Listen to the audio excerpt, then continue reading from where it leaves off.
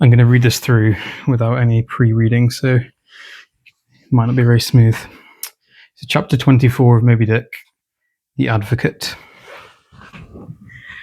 As Queequeg and I are now fairly embarked in this business of whaling, and as this business of whaling has somehow come to be regarded among landsmen as a rather unpoetical and disreputable pursuit, therefore I am all anxiety to convince ye landsmen, of the injustice hereby done to us hunters of whales. In the first place, it may be deemed almost superfluous to establish the fact that among people at large, the business of whaling is not accounted on a level with what are called the liberal professions. If a stranger were introduced into my miscellaneous metropolitan society, it would but slightly advance the general opinion of his merits, were he presented to the company as a harpooner, say, and if in emulation of the naval officers he should append the initials SWF, sperm whale fishery, to his visiting card, such a procedure would be deemed preeminently presuming and ridiculous. Doubtless one leading reason why the world declines honouring us whalemen is this. They think that, at best, our vocation amounts to a butchering sort of business, and that when actively engaged therein, we are surrounded by all manner of defilements. Butchers we are, that is true, but butchers also, and butchers of the bloodiest badge, have been all martial commanders, whom the world invariably delights in honour. And as for the matter of the alleged uncleanliness of our business, ye shall soon be initiated into certain facts hitherto pretty general unknown, and which, upon the whole, will triumphantly plant the sperm whaling ship at least among the cleanliest things of this tidy earth. But even granting the charge in question to be true, what disordered slippery decks of a whale ship are comparable to the unspeakable carrion of those battlefields from which so many soldiers return to drink in all ladies' plaudits? And if the idea of peril so much enhances the popular conceit of the soldier's profession, let me assure ye that many a veteran who has freely marched up to a battery would quickly recoil at the apparition of the sperm whale's vast tail, fanning into eddies the air above his head. For what are the comprehensible terrors of man compared with the interlinked terrors and wonders of God? But though the world scouts at us whale hunters, yet does it unwittingly pay us the profoundest homage, yea, an all-abounding adoration, for almost all the tapers, lamps, and candles that burn round the globe burn, as before so many shrines, to our glory. I'm going to read those last two sentences again. For what are the comprehensible terrors of man compared with the interlinked terrors and wonders of God?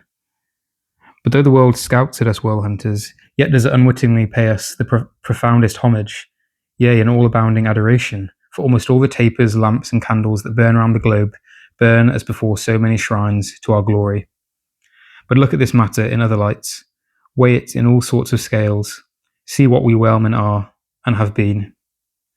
Why did the Dutch in De Witt's time have admirals of their whaling fleets? Why did Louis XVI of France, at his own personal expense, fit out whaling ships from Dunkirk, and politely invite to that town some score or two of families from our own island of Nantucket? Why did Britain, between the years 1750 and 1788, pay to her whalemen in bounties upwards of £1 million? And lastly, how comes it that we whalemen of America now outnumber all the rest of the banded whalemen in the world, sail a navy of upwards of 700 vessels, manned by 18,000 men, yearly consuming $4 million, the ships worth at the time of sailing $20 million, and every year importing into our harbours a well-reaped harvest of $7 million? How comes all this, if there be not something puissant in whaling? But this is not the half. Look again. I freely assert that the cosmopolite philosopher cannot, for his life, point out one single peaceful influence, which within the last 60 years has operated more potently upon the whole broad world, taken in aggregate, than the high and mighty business of whaling. One way and another, it has begotten events so remarkable in themselves and so continuously momentous in their sequential issues, that whaling may well be regarded as the Egyptian mother who bore offspring themselves pregnant from her womb. It would be a hopeless, endless task to catalogue all these things. Let a handful suffice. For many years past, the whale ship has been the pioneer in ferreting out the remotest and least known parts of the earth. She has explored seas and archipelagos which had no chart, where no Cook or Vancouver had ever set sail. If American and European men of war now peacefully ride in once savage harbours, let them fire salutes to the honour and the glory of the whale ship, which originally showed them the way, and first interpreted between them and the savages. They may celebrate as they will the heroes of exploding expeditions, your Cooks, your Krusensterns, but I say that scores of anonymous captains have sailed out of Nantucket that were as great and greater than your Cook and your Krusenstern. For in their succorless empty-handedness, they, in the heathenish, sharked waters and by the beaches of unrecorded Javelin Islands, battled with virgin wonders and terrors that Cook with all his marines and muskets would not have willingly dared. All that is made such a flourish of in the old South Sea voyages, those things were but the lifetime commonplaces of our heroic Nantucketers. Often, adventures which Vancouver dedicates 3 chapters to, these men accounted unworthy of being set down in the ship's common log. Ah, the world, oh, the world. Until the whale fishery rounded Cape Horn, no commerce but colonial, scarcely any intercourse but colonial, was carried on between Europe and the long line of the opulent Spanish provinces on the Pacific coast. It was the whalemen who first broke through the jealous policy of the Spanish crown, touching those colonies, and if space permitted, it might be distinctly shown how from those whalemen at last eventuated the liberation of Peru, Chile, and Bolivia from the yoke of old Spain, and the establishment of the eternal democracy in those parts. That great America on the other side of the sphere, Australia, was given to the enlightened world by the whalemen.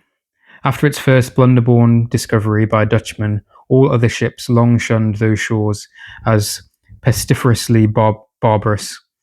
But the whale ship touched there. The whale ship is the true mother of that now mighty colony. Moreover, in the infancy of the first Australian settlement, the emigrants were several times saved from starvation by the benevolent biscuit of the whale ship luckily dropping an anchor in their waters. The uncounted isles of all Polynesia confess the same truth, and do commercial homage to the whale ship that cleared the way for the missionary and the merchant, and in many cases carried the primitive missionaries to their first destinations. If that double-bolted land, Japan, is ever to become hospitable, it is the whale ship alone to whom the credit will be due, for already she is on the threshold. But if, in the face of all this, you still declare that whaling has no aesthetically noble associations connected with it, then am I ready to shiver 50 lances with you there and unhorse you with a split helmet every time. The whale has no famous author, and whaling no famous chronicler, you will say. The whale no famous author, and whaling no famous chronicler. Who wrote the first account of our Leviathan? Who but mighty Job? And who composed the first narrative of a whaling voyage? Who, but no less a prince than Alfred the Great, who with his own royal pen took down the words from Other, the Norwegian whale hunter of those times, and who pronounced our glowing eulogy in Parliament? Who but Edmund Burke? True enough, but them whalemen themselves are poor devils. They have no good blood in their veins. No good blood in their veins? They have something better than royal blood there.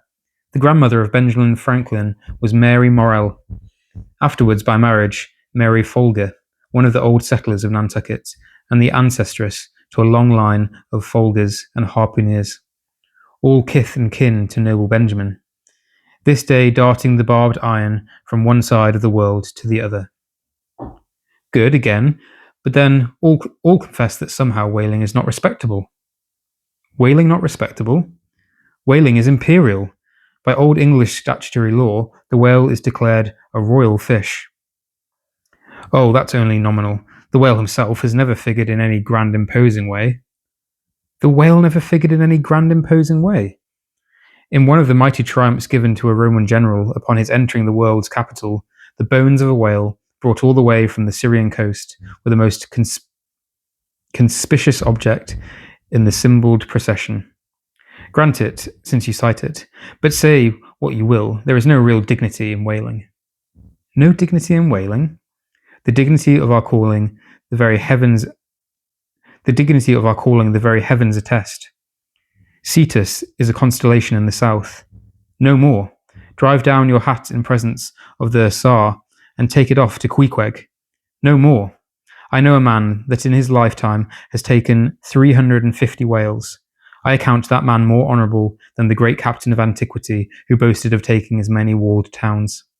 And as for me, if by any possibility there be any as yet undiscovered prime thing in me, if I shall ever deserve any real repute in that small but high hushed world, which I might not be unreasonably ambitious of, if hereafter I shall do anything that, upon the whole, a man might rather have done than to have left undone, if at my death my executors, or more properly my creditors, find any precious MSS in my desk, then here I prospectively ascribe all the honour and the glory to whaling, for a whale ship was my Yale College and my Harvard.